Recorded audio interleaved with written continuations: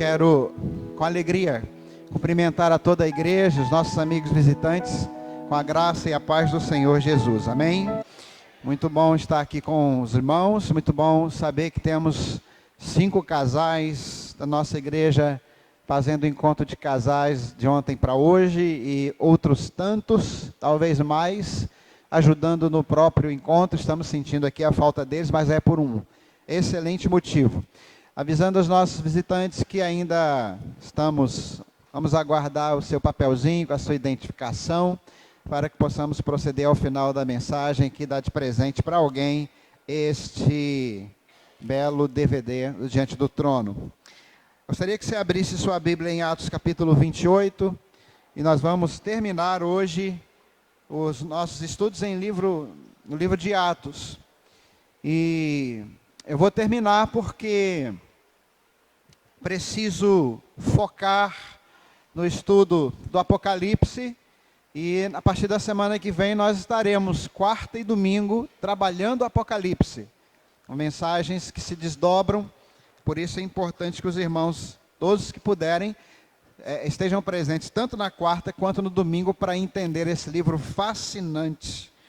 Para vocês terem uma ideia, só por curiosidade, o pessoal que frequenta a escola bíblica aí, o pessoal sabe das coisas, só informado sobre Bíblia. Qual é o livro da Bíblia que mais gerou hinos e cânticos em toda a história?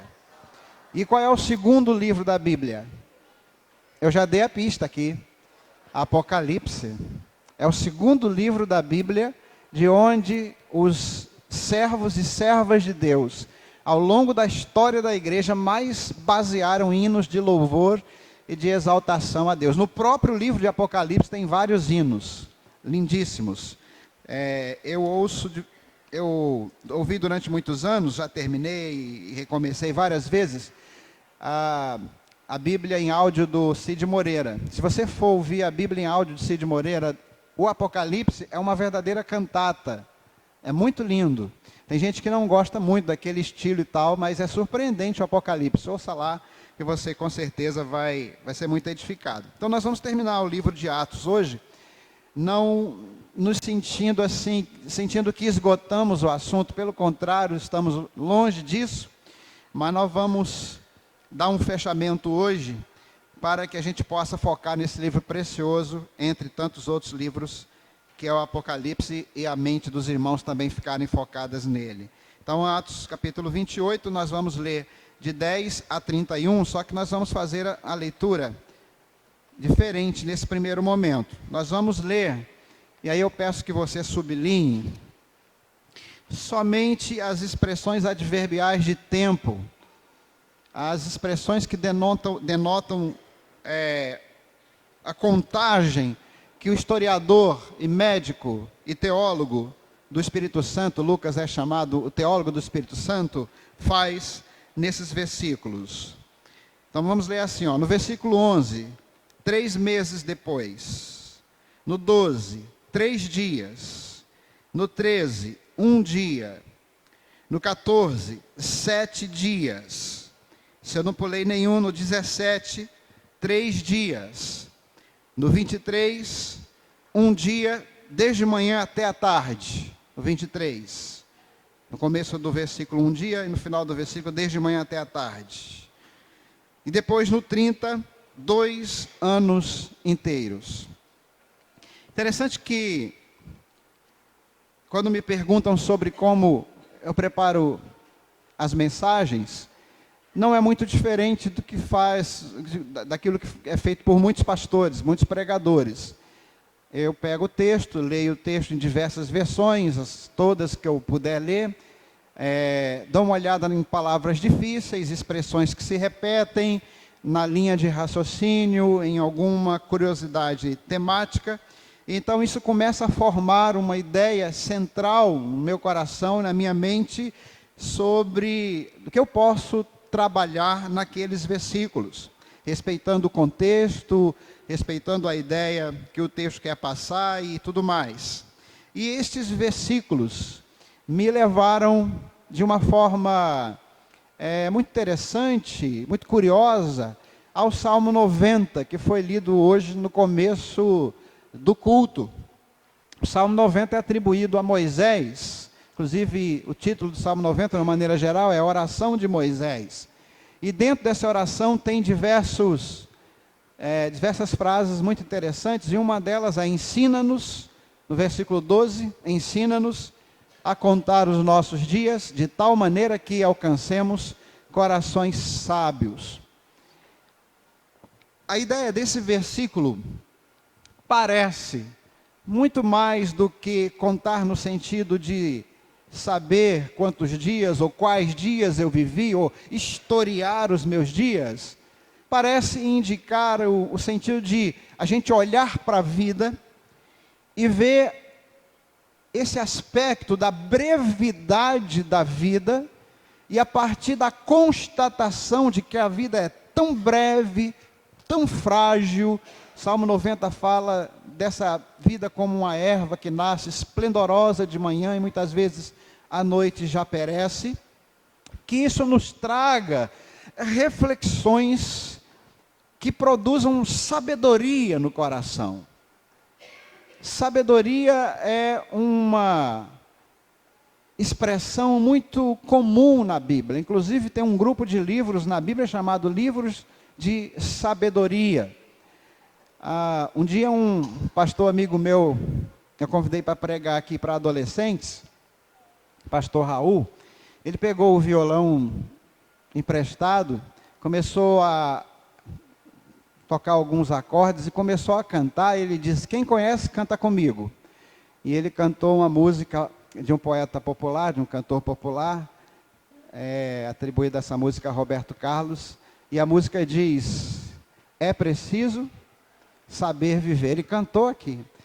E ele começou a cantar e as pessoas começaram a cantar junto. Foi um louvorzão assim bonito.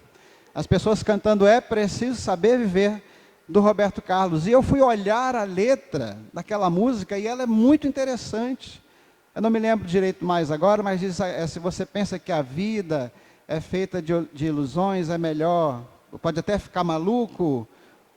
E vai por aí, vai falando umas coisas interessantes, e o estribilho é preciso saber viver. Me parece, meus irmãos, que a comitiva missionária, Paulo, Lucas e os demais companheiros, junto com todos aqueles outros tantos que estavam ali naquele navio, especialmente a comitiva missionária, sabe para onde está indo, sabe por que está indo, e tem uma clara noção do que vai acontecer quando eles chegarem no seu destino, que é Roma. E então Lucas, o historiador, médico e teólogo do Espírito Santo, começa a tecer esses comentários. Nós passamos 3 dias aqui, fizemos isso, nós passamos 3 meses ali, fizemos aquilo, e ele começa a fazer observações que, para mim, dizem respeito a uma espécie de recomendação final, como se estivesse embutido nesses versículos preciosas recomendações à igreja, que estaria em toda a sua história escrevendo o restante do livro de Atos, que não será transformado em escritura, mas será transformado em história viva da igreja do Senhor Jesus, quando Ele voltar na sua glória. E eu coloquei então para hoje, para a nossa meditação hoje, o título: Aprendendo a Contar os Nossos Dias. E eu quero caminhar junto com você nesses versículos preciosos de fechamento do livro de Atos, tentando descobrir que recomendações são essas, o que nós precisamos aprender a contar, como nós precisamos aprender a contar os nossos dias, pensando na brevidade da vida, mas pensando também nas suas circunstâncias, naquilo que acontece de bom e de não tão bom com a gente. Vamos prosseguir junto em nome de Jesus? Vamos orar primeiro. Abaixe sua cabeça.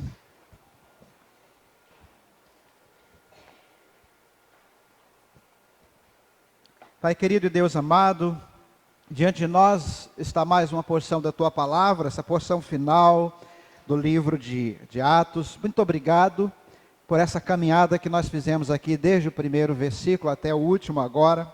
Obrigado pelo que pudemos aprender, ó Deus, pelas mensagens que puderam ficar gravadas para nossa consulta posterior. Obrigado, Senhor, por aquilo que o Senhor pôde fazer em nossas vidas. Louvado seja o teu nome, pela tua preocupação em nos deixar esses registros preciosos dos primeiros passos da igreja. Que nós possamos continuar aprendendo contigo e que hoje não seja diferente. E o teu Espírito seja o nosso tradutor fiel, o nosso grande professor, em nome de Jesus. Amém. Então, primeiro, eu creio, meus irmãos, que esse texto nos ensina e nós precisamos aprender a contar os nossos dias de tal modo que alcancemos corações gratos. Precisamos aprender a contar os nossos dias de tal modo que alcancemos corações agradecidos, que olham para a vida com esse olhar positivo de que mesmo coisas ruins, mesmo coisas dolorosas, podem trazer algo de bom.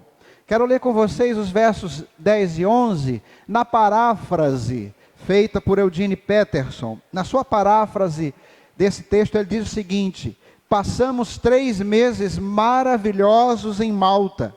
Eles nos trataram como reis, cuidaram de todas as nossas necessidades e providenciaram o que foi preciso para o restante da viagem. Um navio egípcio que tinha invernado no porto estava partindo para a Itália e embarcamos nele, ou seja, conseguimos inclusive carona. O navio tinha esculpido na proa uma figura de deuses gêmeos. Esses 2 primeiros versículos do nosso texto de pregação de hoje me falaram de uma forma muito interessante e me lembraram que às vezes nós olhamos para a vida de uma maneira muito amargosa, muito amargurada, muito lamuriosa, nos vitimizando, dizendo que a vida não foi justa com a gente, que a gente é fracassado, derrotado. Às vezes nós ficamos doentes ou sofremos algum tipo de interrupção e ficamos alguns dias, semanas ou até meses parados e nós falamos assim: puxa, eu tenho tanta coisa para fazer. Por que essa enfermidade veio agora? Por que eu quebrei a perna desse jeito? Agora, logo agora. Qualquer hora que você quebrasse a perna, você ia dizer logo agora, não é verdade? Ninguém vai falar: que bom que eu quebrei a perna agora. Nunca vi ninguém dizer isso.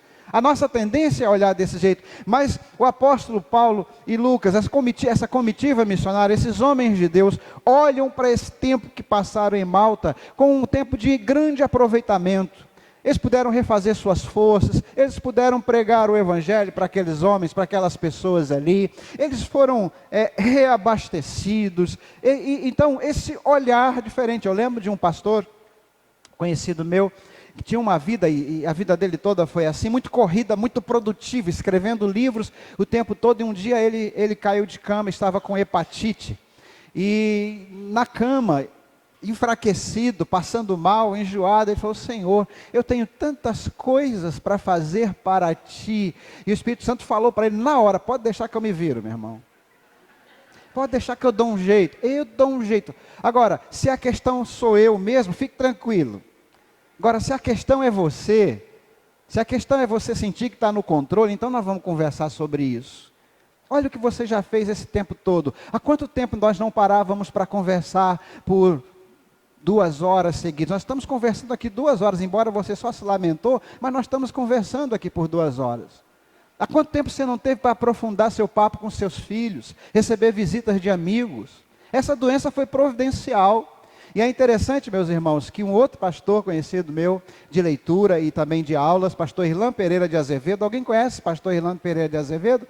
Ele é pastor emérito da PIB de São Paulo. Ele ficou doente, fez transplante de coração, e no transplante de coração, precisou fazer esse transplante de coração e tal, e no processo para esse transplante foi um processo longo, sofrido, e na cama do hospital ali, com aquele sentimento de perda de tempo, ele recebeu do Senhor uma palavra muito bonita, e aquela palavra serviu primeiro para ele, e depois para muita gente, inclusive para mim. Vocês podem procurar esse texto na internet, talvez esteja lá, chama-se A Bênção de Ficar Doente.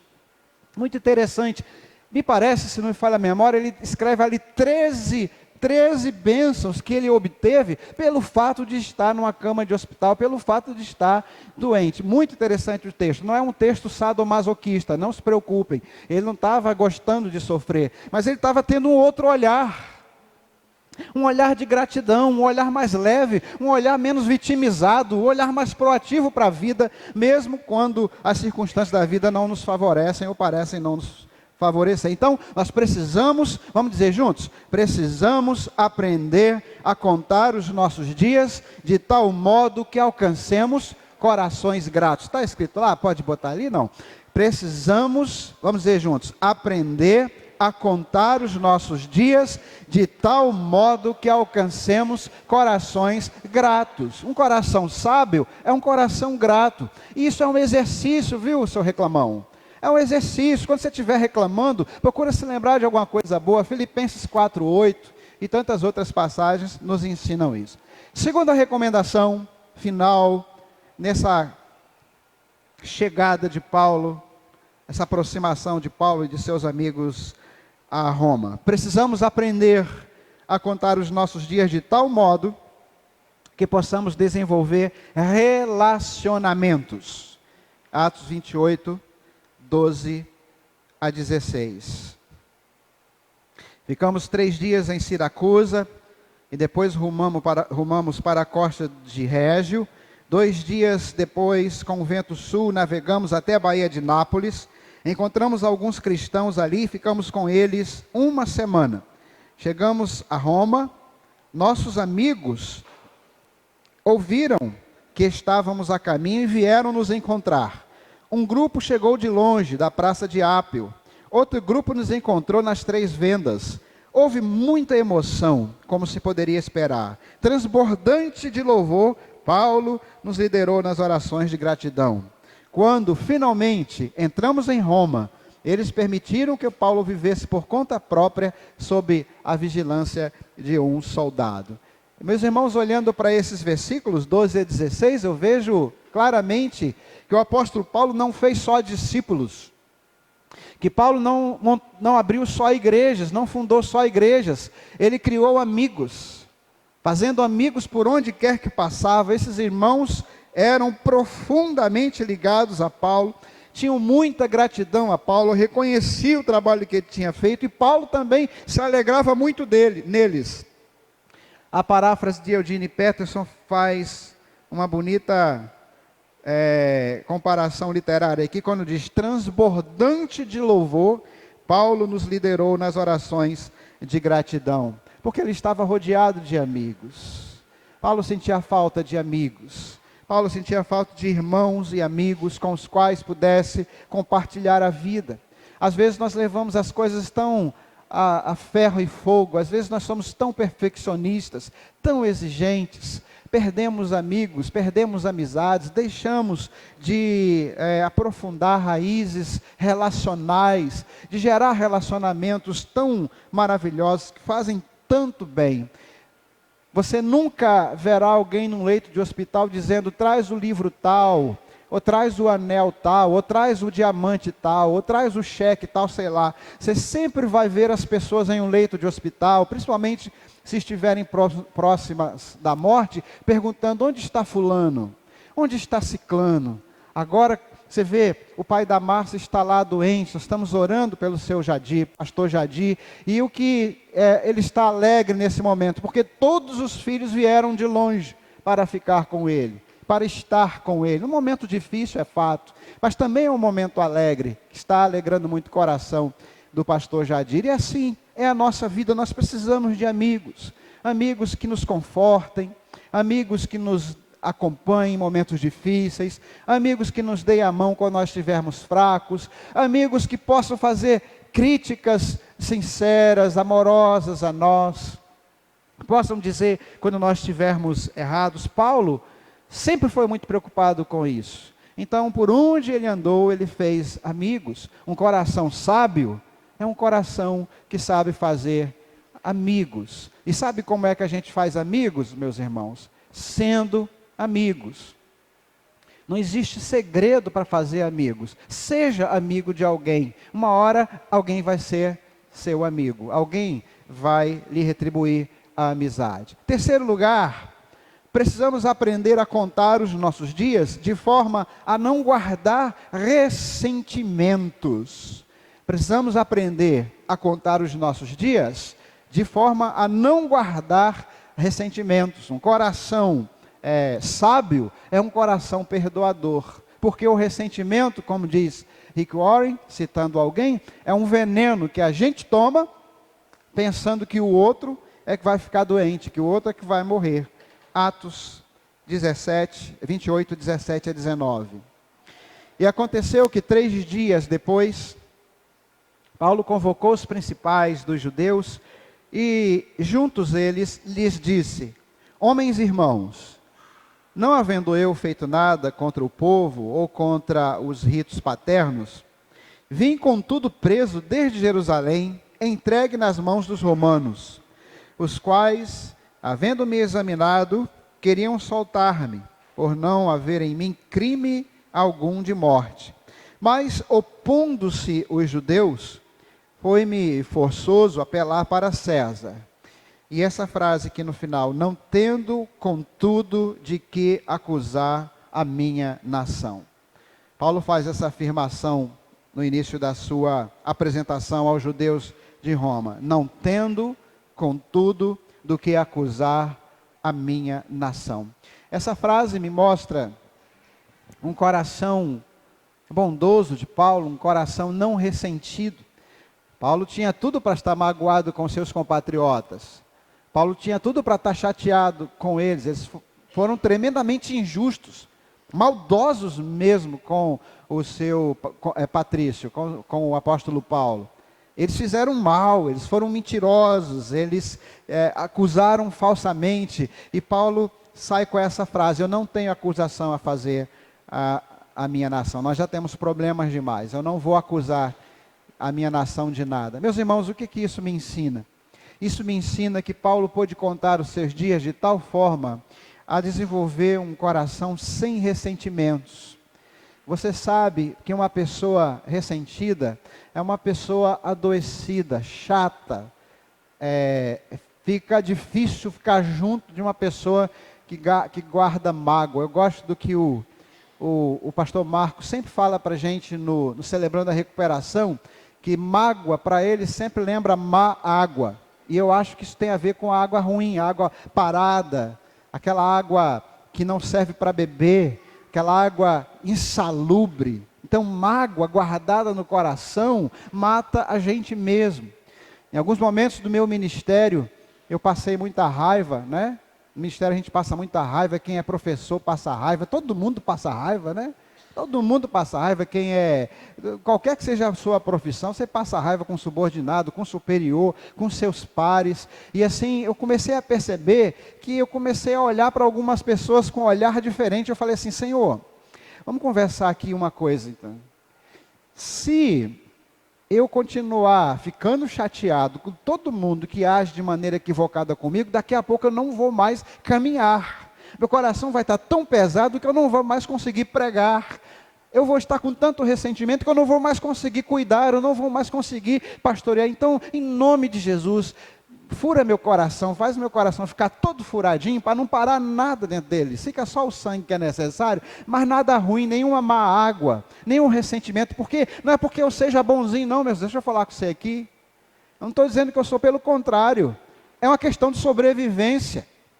Da mesma forma na sua vida, da mesma forma no seu casamento. Se você tiver um coração muito fechado e ali começa a entrar toda espécie de lixo, toda espécie de ofensa, você vai ficando ressentido, aquilo vai te matar, vai acabar com você, você vai se tornar uma pessoa amarga, vai ser ruim de coabitar contigo.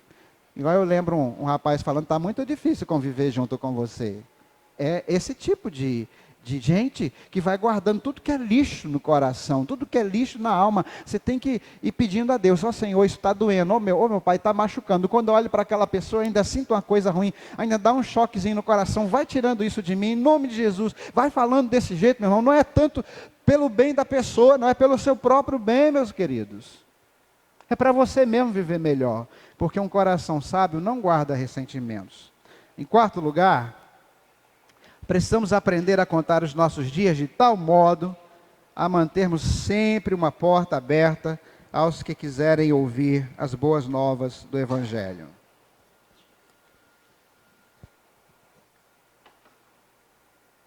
Atos 27, 23, de 20 a 23 e também 30 e 31. Por esta causa vos chamei, para vos ver e falar, porque pela esperança de Israel estou com essa cadeia. Então eles lhe disseram: nós não recebemos acerca de ti carta alguma da Judéia, nem veio aqui algum dos irmãos que nos anunciasse ou dissesse de ti mal algum. No entanto, bem quiséramos ouvir de ti o que sentes, porque quanto a esta seita, eles estão falando do cristianismo, notório nos é que em toda parte se fala contra ela. E havendo-lhe eles assinalado um dia, eles marcaram uma reunião, um PGM, muitos foram ter com ele à pousada, aos quais declarava com bom testemunho o reino de Deus, e procurava persuadi-los à fé em Jesus, tanto pela lei de Moisés, como pelos profetas. Lembra que ainda não havia escritura do Novo Testamento até essa época. Desde a manhã até a tarde, incansavelmente. Versos 30 e 31. Paulo viveu 2 anos na casa que alugou. Ele recebia todos os que iam visitá-lo, falava sem descanso sobre o reino de Deus e explicava tudo a respeito de Jesus Cristo. A porta da sua casa estava sempre aberta. Eu acho essa frase desafiadora. É desafiadora para nós hoje. A porta de sua casa estava sempre aberta. Quantos de nós já recebeu em sua casa um pequeno grupo multiplicador, para que ali fosse explicado as coisas concernentes ao reino de Deus? Eu vou fazer a pergunta diferente, não precisa responder. Quem nunca recebeu em sua casa um dos 19 pequenos grupos multiplicadores que nós temos, para ter a oportunidade de chamar um vizinho, para ter a oportunidade de chamar um amigo na sua casa, comer um biscoito, comer alguma coisa, tomar um chá, um café, mas ao mesmo tempo ouvir das bênçãos, das boas novas, das boas notícias do reino de Deus? Quem nunca fez isso? Não responda para mim, responda para você mesmo. Se você não fez isso, eu gostaria de pedir agora aos líderes de pequenos grupos presentes na igreja ficassem em pé, por favor, em nome de Jesus. Rapidamente, os líderes de pequenos grupos presentes. Nós temos vários que estão lá no encontro de casais, mas temos vários aqui. Olhe, se você nunca abriu a sua casa, olhe bem para esses rostos, olhe bem para essas pessoas. Nós temos grupos aqui de segunda a sábado, tirando quarta, de segunda a sábado. Procure uma dessas pessoas, Valdinei, procure o irmão Valdinei, ele vai lhe orientar, vai lhe dizer qual é o dia que você deve procurar. E abra a porta da sua casa uma vez na vida. Podem sentar-se, irmãos. Abra a porta da sua casa, porque um coração sábio, ele mantém uma porta aberta para aqueles que querem ouvir a mensagem do Evangelho. Eu conheço gente que nunca pregou o Evangelho com a sua própria boca, mas sempre facilitou para que outros pregassem. Sempre foi instrumento de Deus. Essas pessoas abrem suas casas, essas pessoas fazem amigos, elas levam essas pessoas, trazem à igreja, elas levam até o pastor, elas mesmas não conseguem, têm muita dificuldade, mas elas são evangelistas, missionárias e ajudam a ganhar pessoas para Cristo. Então, um coração sábio é um coração que mantém uma porta aberta para aqueles que querem ouvir as boas novas do Evangelho. Paulo fez isso. Paulo reuniu as pessoas e falou para elas daquilo que era o plano de salvação de Deus. E se você não consegue falar, há pessoas que conseguem. Então leva essas pessoas na tua casa, faz uma reunião lá, convida um pequeno grupo na sua casa, chama o seu vizinho, chama o seu amigo. É uma bênção, é algo prazeroso e é algo que Deus vai poder usar tremendamente. Em quinto lugar, precisamos aprender a contar os nossos dias, de tal modo a discernir as oportunidades dadas por Deus. É interessante, meus irmãos, que a Bíblia tem 2 palavras para tempo. O Novo Testamento tem 2 palavras que são traduzidas por tempo.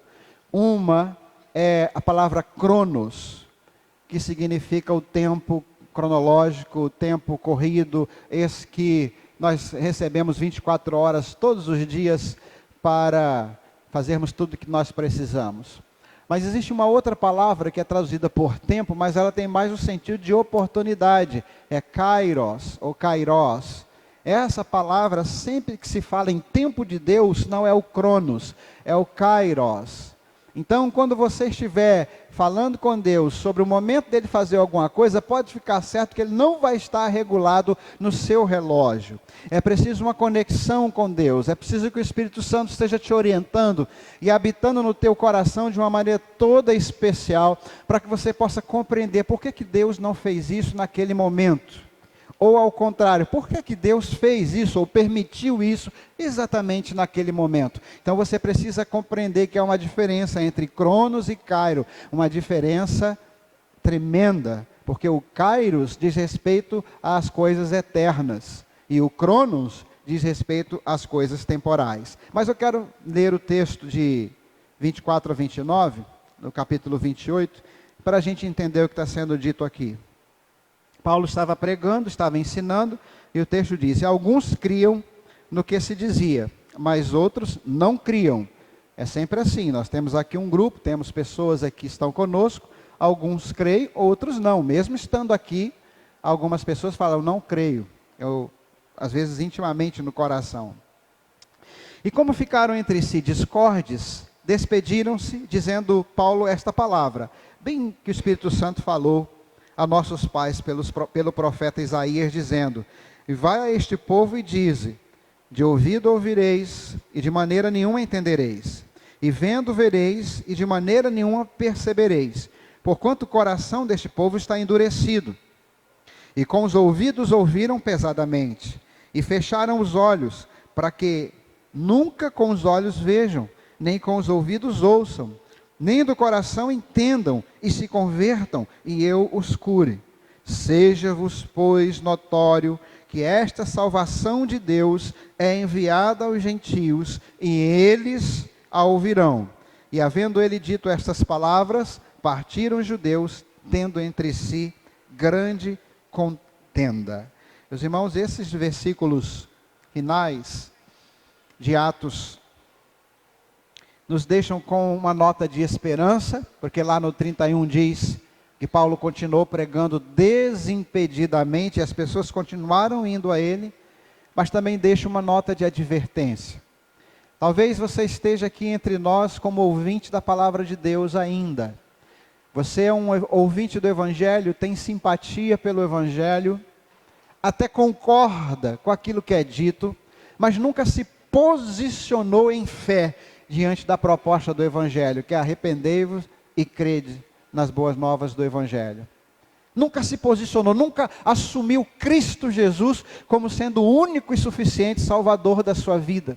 Eu quero dizer para você que esta oportunidade que está sendo dada a você, a seus amigos, a seus familiares, para se arrependerem, para receberem esta salvação, é interessante como Paulo diz aqui, olha, no final, seja-vos, pois, notório que esta salvação de Deus, este presente de Deus, vai ser dado a outros, vai ser passado a outros que querem ouvir, a outros que não vão ser meramente ouvintes, mas vão responder, vão assumir, vão se posicionar, vão aceitar. Então, nós precisamos aprender a contar os nossos dias de tal maneira, de tal modo a discernir as oportunidades dadas por Deus. E a maior, a absolutamente mais importante de todas, é a oportunidade de salvação. Se eu sair aqui conversando com alguns irmãos, especialmente aqueles que não nasceram em lares cristãos, eles vão dizer um dia, eu tive a oportunidade, foi assim, assim, assim, Jesus entrou na minha vida e eu me posicionei, eu aceitei, eu disse sim. A palavra de Deus diz que aquele que me confessar diante dos homens, eu o confessarei diante de Deus. Mas aquele que me negar diante dos homens, eu o negarei diante de Deus. O que a palavra está dizendo? A palavra está falando de conhecimento. De uma certa maneira, por ser onisciente, porque Jesus é divino, tem a natureza divina eternamente, nunca a deixou de ser Deus, ele se fez homem, subiu ao céu e continuou como Deus eternamente participante da glória do Senhor. mas nesse sentido ele nos conhece a todos. Em vários momentos o texto fala assim, ninguém precisava falar nada sobre o coração dos homens, porque Jesus bem sabia como era o coração dos homens. Mas há um outro sentido, em que Jesus diz, apartai-vos de mim, malditos, para o fogo eterno que está reservado para o diabo e seus anjos, porque eu nunca vos conheci. Como é que um Deus onisciente pode dizer de uma das suas criaturas que nunca o conheceu? Porque o relacionamento entre eles foi inexistente. Porque não houve a contrapartida. O conhecimento, a gnose, o saber de Deus sobre nós é uma coisa. Agora o relacionamento entre nós e Deus através de Cristo é outra coisa. Da mesma forma de nós para Deus, eu posso saber tudo sobre Deus. Eu posso saber os atributos de Deus, eu posso falar sobre Deus como um teólogo, mas se eu não tiver relacionamento com Deus, o que é esse relacionamento com Deus? É Ele participar da minha vida como Senhor, que manda, que orienta e eu obedeço, mas também como amigo. Jesus disse, já não vos chamarei mais, de que mesmo que Ele fala? De servos, porque o servo não fica para sempre na casa, mas vos chamarei de amigos. Amigos. Então, nós temos esse paradoxo em nossas vidas. Nós temos um Senhor todo-poderoso, a quem devemos culto, adoração, obediência, e ao mesmo tempo, esse Senhor é nosso amigo, amigo íntimo. Isso é maravilhoso. E é isso que é o significado do relacionamento. E quando não existe esse relacionamento, mesmo que Deus me conheça profundamente, e eu como homem, penso que o conheço também, mas se não houver relacionamento, o que nós vamos ouvir é, continue longe de mim, não é nem apartai-vos, não venha para perto de mim agora, porque você sabe que eu tenho a vida eterna, porque você nunca chegou para perto de mim, enquanto eu te chamei a vida toda. Então, corações sábios, sabem discernir as oportunidades dadas por Deus. Talvez o Espírito Santo tenha falado a ti tanto tempo, vem meu filho, vem para perto de mim, deixa eu participar da sua vida, conforme está escrito em Apocalipse 3,12, que o Senhor está falando da própria igreja, né? Esse que estou à porta e bato. Imagine se você nem na igreja ainda está, se estando na igreja, a gente corre o risco de deixar Jesus de fora. Eu tenho medo disso, meus irmãos. A gente está aqui reunido, festejando, louvando, e Jesus lá fora batendo a porta. Vocês já pensaram que coisa terrível? Então, quando a gente vem para um culto, quando a gente vem para a adoração, a primeira pessoa que a gente deve convidar é a pessoa do Espírito Santo. Ó Senhor, vem está aqui, a tua presença é importante. Sem a presença de Deus não existe culto, existe reunião religiosa. Agora imagine aqueles que estão fora do corpo de Cristo. Onde é que Cristo está batendo? Na porta do seu coração. Que Deus possa te dar um coração sábio, para você discernir essa magnífica oportunidade de salvação, em nome de Jesus. Amém e amém. Deus abençoe a todos nós. Antes de orarmos, eu tenho aqui alguns papeizinhos dados pelos visitantes, e eu quero